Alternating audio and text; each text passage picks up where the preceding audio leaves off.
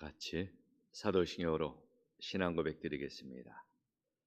전능하사 천지를 만드신 하나님 아버지를 내가 믿사오며 그의 아들 우리 주 예수 그리스도를 믿사오니 이는 성령으로 잉태하사 동정녀 마리아에게 나시고 본디오 빌라도에게 고난을 받으사 십자가에 못 박혀 죽으시고 장사한 지 사흘 만에 죽은 자 가운데서 되살아나시며 하늘에 오르사 전능하신 하나님 우편에 앉아 계시다가 저리로서 산자와 죽은 자를 심판하러 오시리라. 성령을 믿사오며 거룩한 공회와 성도가 서로 교통하는 것과 죄를 사하여 주시는 것과 몸이 다히 사는 것과 영원히 사는 것을 믿사옵나이다. 아멘. 찬송가 23장. 찬송가 23장입니다.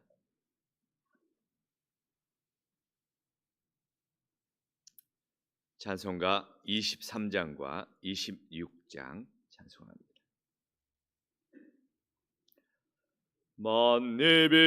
만입에게 있으면 그 입 다 가지고 내 구주 주시는 종을 늘 찬송하겠네.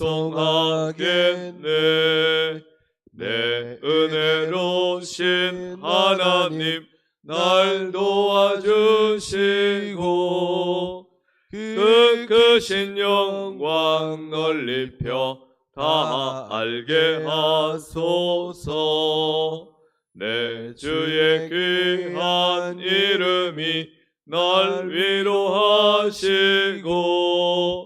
이 귀의 음악 같으니 참 희락되도다. 내 죄의 권세 깨뜨려 그 결박 푸시고 비추한 마음을 비로소 곧 정케 하셨네. 아멘. 26장입니다.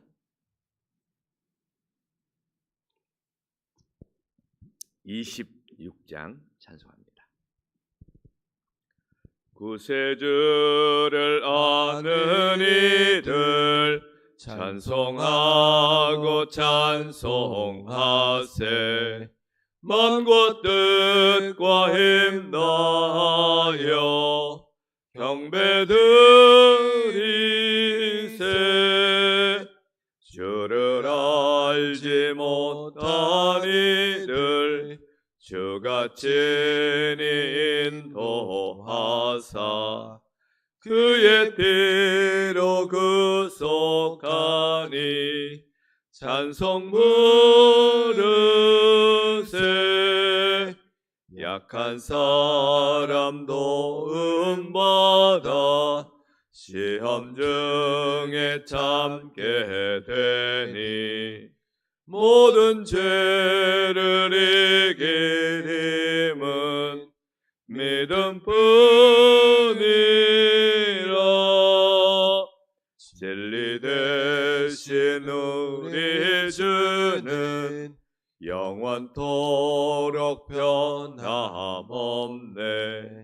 성도들아 주를 믿어 길이 섬기세.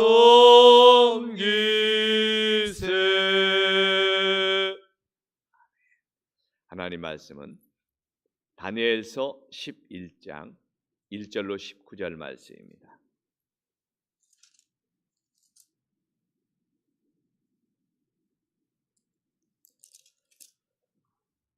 다니엘서 11장 1절로 9절 말씀.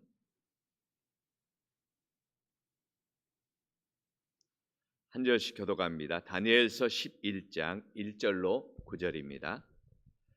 내가 또 메대 사람 다리오 원년에 일어나 그를 도와서 그를 강하게 한 일이 있었느니라. 이제 내가 참된 것을 내게 보이리라. 보라, 바사에서 또 새 왕들이 일어날 것이요 그 후에 넷째는 그들보다 심히 부요할 것이며 그가 그 부요함으로 강하여진 후에는 모든 사람을 충동하여 헬라 왕국을 칠 것이며 장차 한 능력 있는 왕이 일어나서 큰 권세로 다스리며 자기 마음대로 행하리라. 그러나 그가 강성할 때 그의 나라가 갈라져 천하 사방에 나누일 것이나 그의 자손에게로 돌아가지도 아니할 것이요 또 자기가 주장하던 권세대로도 되지 아니하리니 이는 그 나라가 뽑혀서 그 외에 다른 사람에게로 돌아갈 것임이라. 남방의 왕은 강할 것이나 그 군주들 중 하나는 그보다 더 강하여 권세를 떨치리니 그의 권세가 심히 클 것이요 몇 해 후에 그들이 서로 단합하리니 곧 남방 왕의 딸이 북방 왕에게 가서 화친하리라. 그러나 그 공주의 힘이 쇠하고 그 왕은 서지도 못하며 권세가 없어질 뿐 아니라 그 공주와 그를 데리고 온 자와 그를 낳은 자와 그때 도와주던 자가 다 버림을 당하리라. 그러나 그 공주의 본 족속에게서 난 자 중에 한 사람이 왕위를 이어 권세를 받아 북방 왕의 군대를 치러 와서 그의 성에 들어가서 그들을 쳐서 이기고 그 신들과 부어 만든 우상들과 은과 금의 아름다운 그릇들은 다 노력하여 애굽으로 가져갈 것이요 몇 해 동안은 그가 북방 왕을 치지 아니하리라. 북방 왕이 남방 왕국으로 쳐들어갈 것이나 자기 본국으로 물러가리라. 19절까지입니다.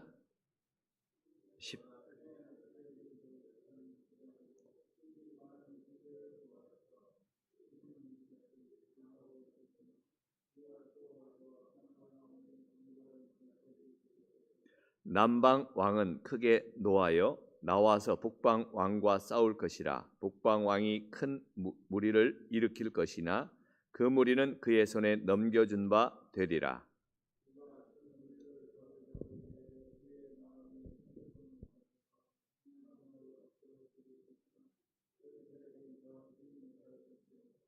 북방 왕은 돌아가서 다시 군대를 전보다 더 많이 준비하였다가 몇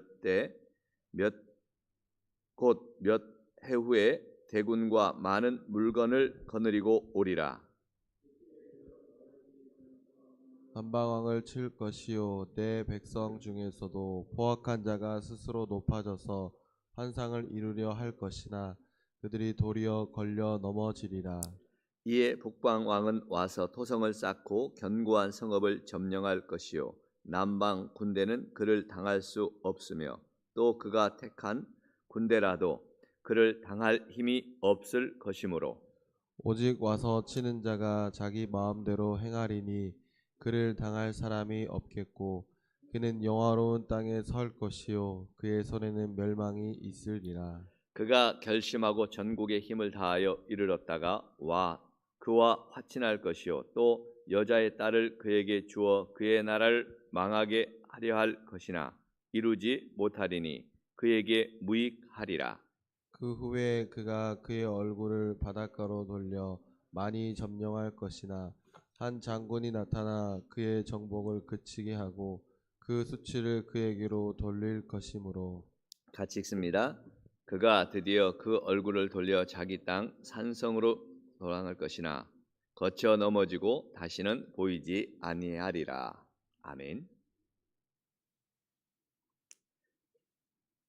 오늘 이 말씀은 다니엘이 이제 환상을 아주 더 세밀하게 설명해 주고 있는 본 모습입니다. 10대 때부터 바벨론의 왕궁에서 교육을 받았던 사람이 다니엘이죠. 다니엘은 메데 바사가 바벨론을 정복할 때도 그 제국을 세웠을 때도 역시 바벨론에서도 총리를 지냈지만 메데 바사에서도 그가 높은 지위를 가지고 그렇게 쓰임을 받았던 사람입니다.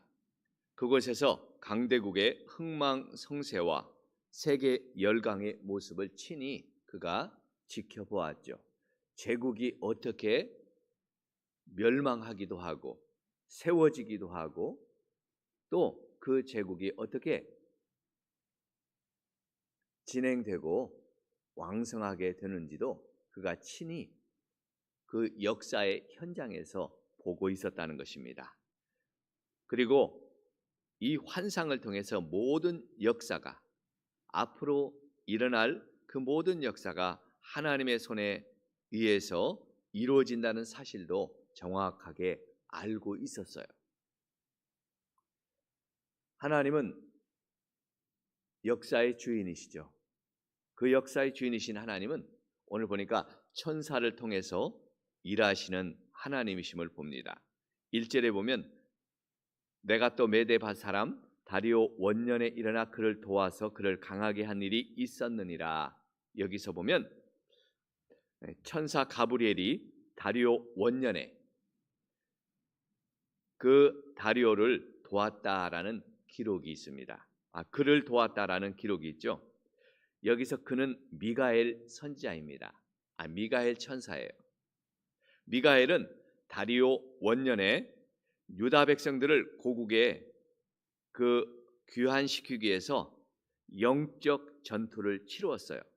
다리오를 도와서 이제 제국을 세울 수 있도록 그런 영적 전투를 이제 천상에서 도왔습니다. 그런데 천사 가브리엘이 이 싸움에 동참해서 도왔다는 것입니다. 이걸 보면 제국을 세우는 다리오 왕이 강해서 바벨론을 멸망시킨 게 아니라 하나님께서 천상에서 이미 그 영적 싸움에서 그 다리오가 제국을 세우도록 그 대적들을 치시고 그것을 이루게 하셨다는 것입니다. 왜 그랬을까요? 하나님은 제국의 역사가 중요한 게 아니라 그 하나님의 백성을 이제 하나님의 그 언약대로 70년 후에 그들을 다시 돌려보내시겠다고 하셨던 그 약속을 지키기 위해서 유다 백성을 이제 예루살렘으로 본국으로 돌아갈 수 있는 길을 열어주시기 위해서 그렇게 도왔다는 거예요. 이 다리오는 그래서 하나님을 두려워하고 하나님에 대해서 굉장히 우호적인 사람이죠. 그래서 유다 백성들에게 다 본국으로 돌아가도록, 물론 유다 백성뿐만 아니라 다른 잡아온 그 포로들도 본국 송환 명령을 내리지만 유다 백성들에게 예루살렘으로 돌아가도록 하고 가서 예루살렘 성전을 세울 수 있는 그런 배려들을 많이 하는 왕이었어요. 하나님의 역사의 손길이 그 뒤에 있었다는 거죠. 다니엘은 이제 이렇게 참된 역사의 그 배경을 보게 됩니다. 앞으로 역사가 어떻게 진행될 건가도 알게 되죠. 이제 예수님 오기 기원전 5세기에 예수님 오시기 500년 전에 살았던 이 다니엘이 메데바사의 패망과 또 헬라 제국의 강성한 역사와 그 분열 그리고 로마의 득세까지 그 최후의 종말까지 이렇게 미리 보게 되는 것을 오늘 기록해 주고 있습니다. 물론 11장 앞으로 다음에도 나오죠. 이 다니엘에게 하나님이 환상으로 보여주신 것이기 때문에 이것이 다니엘이 기록한 것이 맞아요. 어떤 성경을 믿지 않는 사람은 후대에 이미 이루어진 사건을 이렇게 뒤에서 기록한 것이다 이렇게 비판하는 사람도 있지만 그렇지 않아요.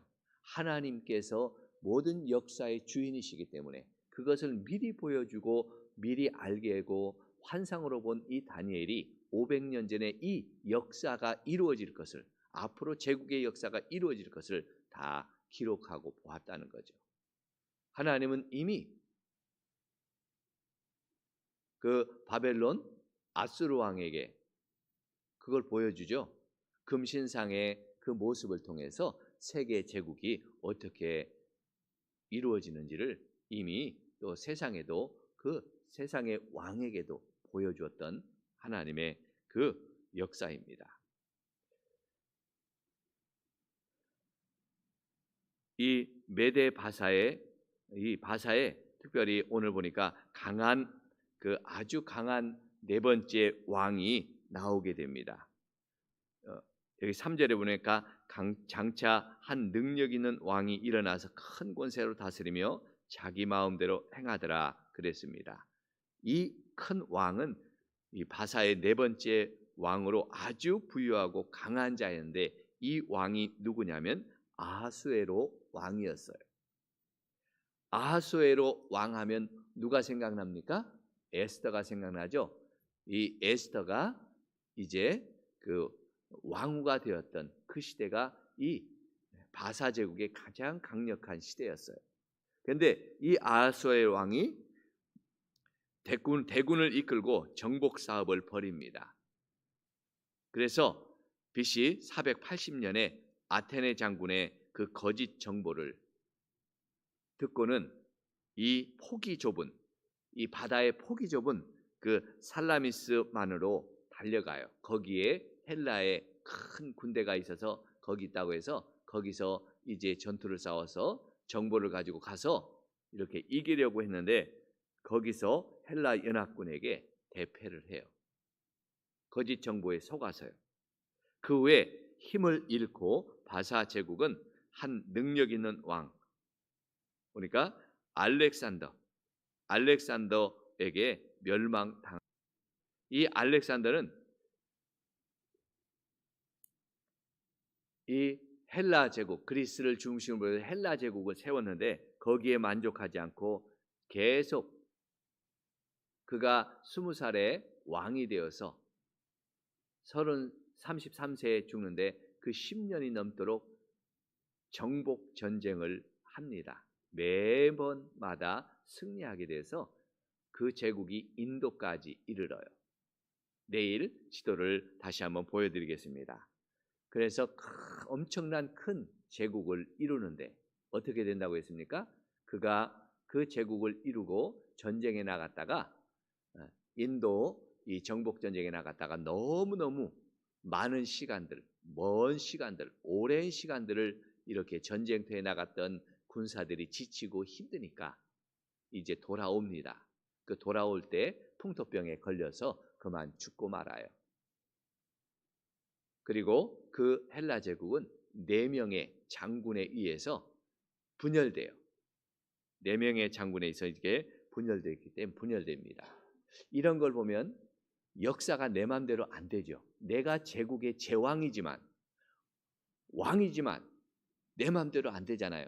그가 그 젊은 33살에 죽을 줄 누가 알았겠어요? 그 건장한 장군, 그 왕이, 싸움도 제일 잘하는 왕이 어떻게 그 33살에, 아마 그는 더 많은 평생 동안 자기 제국을 다스릴 줄 알고 정복했겠죠. 그런데 그게 아니죠. 자기 마음대로 안 되는 거예요. 세상의 통치가 내 마음대로 되는 게 아니죠. 역사의 주관자는 누구이기 때문에요? 하나님이시기 때문에. 하나님이시기 때문에. 또 그래서 이제 후반부 이제 5절로 19절을 보면요. 아주 이제 섬세하게 그 역사가 어떻게 진행될 건지 아주 조금 짜게서 이게 제국이 아니라 그 역사, 그 다음에 헬라 제국이 어떤 그 큰 전쟁들을 얼마나 치르고 치열하게 그 제국들이 세워지고 멸망하는지를 하나님께서 자세하게 설명해 주고 있습니다. 다니엘은 바사 고레스 왕 3년에 히데겔 강가에서 환상을 봅니다. 그런데 이 메데 바사 제국이 몰락하고 헬라 제국이 세워져서 알렉산더가 득세한데 그 원정을 하다가 죽는 내용도 나오고요. 그 알렉산더 왕이 죽고 네 나라로 분열되는 내용이 이제 전반부 1절로 5절의 환상입니다. 그리고 5절부터 이제 19절까지 후반부의 환상이, 후반부의 어떤 그 역사가 나오는데요. 5절부터 15절은 네 왕조, 헬라의 알렉산더가 죽고 4명의 장군이 이제 각자 네 나라를 세워서 다스리게 되는데 그 중에 2 왕조가 아주 강했거든요. 그것은 애굽을 중심으로 세워졌던 프톨레미라는 왕조, 프톨레미라는 이 남방 이 왕조가 강성했고, 또 하나는 북쪽에 이 바벨론을 중심으로 해서 이게 북쪽에서 세웠던 시리아라는 나라인데, 그 뭐냐면 셀주크스 왕조라는 이 나라가, 이 2 나라가 굉장히 강했어요. 그래서 이 둘 사이는 서로 같은 나라였기 때문에 나눠져서 네 장군이 같이 전쟁을 하다가 친구였을 거 아니에요. 그러면 사이좋게 지내야 되는데 아니에요. 인간의 욕심은 서로 자기가 더 큰 제국을 세우겠다고 해서 서로 그 힘이 강하니까 서로 남방 이 프톨레미 왕조와 북방 시리아의 그 셀주크스 왕조가 계속, 그 나라가 시리아라는 왕이 계속 싸워. 북방 시리아와 남쪽 애굽은 이제 정작 그러다가 그렇게 싸우는데, 이 애굽과 시리아가 싸우는데 이제 그들은 싸우다가 정략적으로 이렇게 화친을 맺습니다. 애굽의 공주를 시리아의 북쪽의 시리아에 그 결혼을 시켜요. 왕과 결혼을 시켜서 이렇게 정략적으로 화친을 맺어요. 그렇지만 어떻게 됩니까? 시리아에 온 애굽의 공주가 버림을 받고 그 화친이 깨져버려요. 그러니까 애굽의 공주를 버렸으니까 애굽 왕이 얼마나 화가 났겠어요. 애굽 왕이 다시 시리아를 정복해 가려고 전쟁을 일으키지만 그것도 실패해요.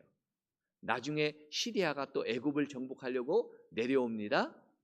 그러나 그것도 이제 실패하게 되고, 이런 끊임없는 수십 년 동안 싸우지만 이렇게 서로 승리하지 못하는 것을 봅니다. 싸움만 하는 거죠. 마치 영화의 시나리오 같다는 생각이 들어요. 영화는 어떻게 만들어져요? 영화는 실은 시나리오가 있죠. 이야기 책이 있어요. 어떻게 찍어야 되겠다는 줄거리가 있어요. 그리고 각본을 쓰죠. 그 시나리오에 대해서 각본을 써요. 각본은 뭐예요? 각자 장면이 어떻게 만들어져야 될까를 정확하게 써요. 그리고 그 각본대로 감독은 영화를 찍죠. 영화를 찍어요. 그래서 한 영화가 멋진 영화가 탄생해요. 영화를 보면 대단할 것 같은데, 대단하고 막 멋지고 어떻게 저런 일이 있지 하지만 뭐에 의해서 찍어져요? 뭐에 의해서 만들어져요? 시나리오와 각본에 따라서 그대로 만들어지는 게 영화죠. 마치 이 세상의 모든 역사가 이 영화 같다는 거예요. 사람들은 몰라요. 거기 배우들은 몰라요. 잘 몰라요. 앞으로 뭐가 일어날지 다 몰라요. 근데 이 시나리오를 가지고 있는, 각본을 가지고 있는 감독은 다 알지요. 앞으로 어떻게 이루어질 것인가 처음부터 끝이 알아요. 무슨 말이에요? 역사의 주인이신 하나님이 모든 이런 시나리오, 각본을 다 말했어요. 알고 계셔요. 이 각본을 누구에게 알려줘요? 다니엘에게 알려줘요. 다니엘은 그래서 하나님이 어떻게 인도하실지를 다 알고 있어요. 감독은 아니지만 감독이신 하나님이 어떻게 이 세상의 역사를 어떻게 이루실지, 쉽게 말하면 영화를 어떻게 찍을지, 배우들을 그 영화의 하나님의 역사에라는 영화에 등장하는 배우들이 어떤 역할을 할지를 아주 세심하게 다 알려주고 가르쳐주고 있어요. 여러분, 이것을 보면 온 세계의 역사를 치밀하시고 정밀하시게 하나하나를 다 디테일하게 계획하시고 이루시는 분이 하나님이시라는 거예요. 줄거리만 가지고 이루시는 분이 아니라 한 사람 한 사람의 운명과 역사를 주관하시고 그 한 사람의 한 사람의 가는 길을 통해서 하나님은 이 세계의 역사를 만들어 가시고 이루어 가신다는 거예요. 이 역사의 주인은 하나님이시죠. 역사의 주인뿐만 아니라 그 안에 사용되고 쓰임 받는 한 사람 한 사람의 인생의 걸음도 하나님이 정하셨다는 거예요. 저와 여러분도 마찬가지입니다. 우리의 인생의 주인이 하나님이셔요. 우리 인생의 오늘 하루 걸어가는 그 걸음을 하나님이 다 계획하고 만들고 어떻게 살아갈 것인가를 다 알고 계셔요. 그래서 하나님은 큰 위대한 이 세계 역사라는 영화를 만들어 완성하시는 거죠. 하나님의 계획대로. 우리는 이것을 또 알 때 오늘도 하나님께서 어떻게 역사하실까? 하나님이 내 인생을 어떻게 만들어 가실까? 또 우리는 기대가 되고 소망이 되죠. 하나님은 성도의 인생을 망하는 길로 인도하시는 분이 아니라 하나님의 역사에 아주 중요하게 쓰임받는 그런 귀한 존재로 세워가시는 줄로 믿습니다. 세상의 제국의 왕들은 자기들이 대단한 것 같고 왕들인 것 같지만 하나님 역사에 아무런 쓸모가 없어요. 하나님 역사에 어떤 악역이나 담당하지 선한 것들은 못하잖아요. 그러나 성도는 하나님 나라를 이루어가는 귀한 복된 사람입니다. 우리의 걸음걸음은 결코 이 제국의 왕들보다 못한 게 아니죠.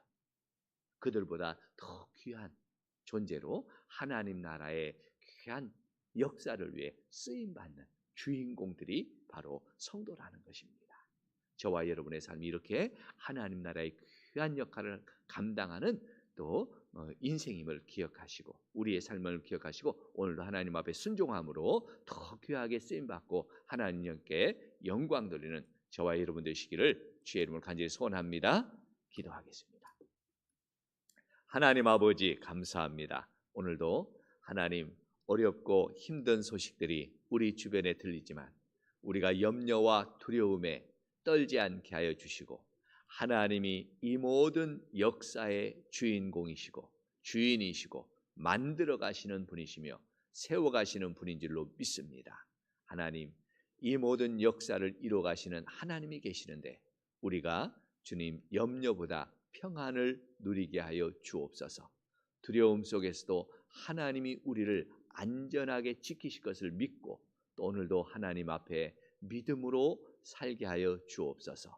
순종하여 하나님의 역사에 이루는데 귀한 역할 감당하는 하나님의 백성으로 쓰임받는 저희들 되게 해 주옵소서.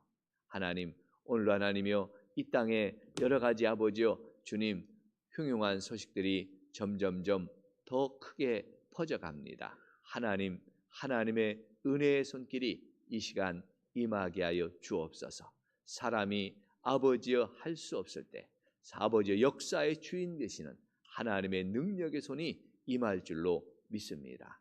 주님 이 땅에 또 이 온 세계에 퍼져가 있는 이 질병을 하나님이 속히 진멸하여 주시고 주님 이 질병을 다스릴 수 있는 아버지의 지혜와 능력을 또한 허락해 주옵소서.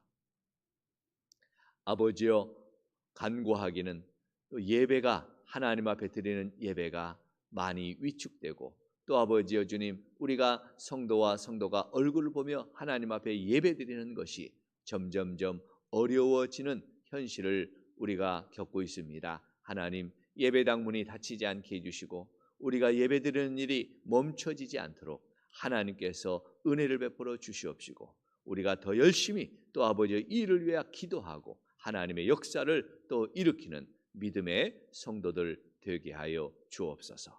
오늘 한 날도 주의 손에 의탁하옵고 예수님의 이름으로 기도하옵나이다. 아멘. 하늘에 계신 우리 아버지여 이름이 거룩해 받으시오며 나라의 마옵시며 뜻이 하늘에서 이룬 것 같이 땅에서 이루어지리이다. 오늘날 우리에게 일용할 양식을 주옵시고 우리가 우리에게 죄 지은 자를 사하여 준 것 같이 우리의 죄를 사하여 주옵시고 우리를 시험에 들게 하지 마옵시고 다만 악에서 구하옵소서. 대개 나라와 권세와 영광이 아버지께 영원히 싸움나이다. 아멘. 오늘 말씀을 기억하며 하나님께서 오늘도 우리의 역사를 주관하시고 오늘 한날의 역사도 하나님의 손에서 이루어 주셔서 우리 성도들이 평안케 하시고 하나님의 세상의 모든 두려움과 흉흉한 소식들이 그쳐서 하나님 앞에 예배하며 영광 돌리는 거룩한 은혜가 임하게 해달라고 우리 같이 기도하겠습니다. 하나님 아버지 감사합니다. 오늘도 하나님 은혜를 주시고 아버지여 우리가 더욱더 하나님 앞에 참으로 아버지여 엎드려 겸손히 주의 뜻을 구하고 하나님의 역사에 동참하는 믿음의 성도들 되게 해 주시옵소서.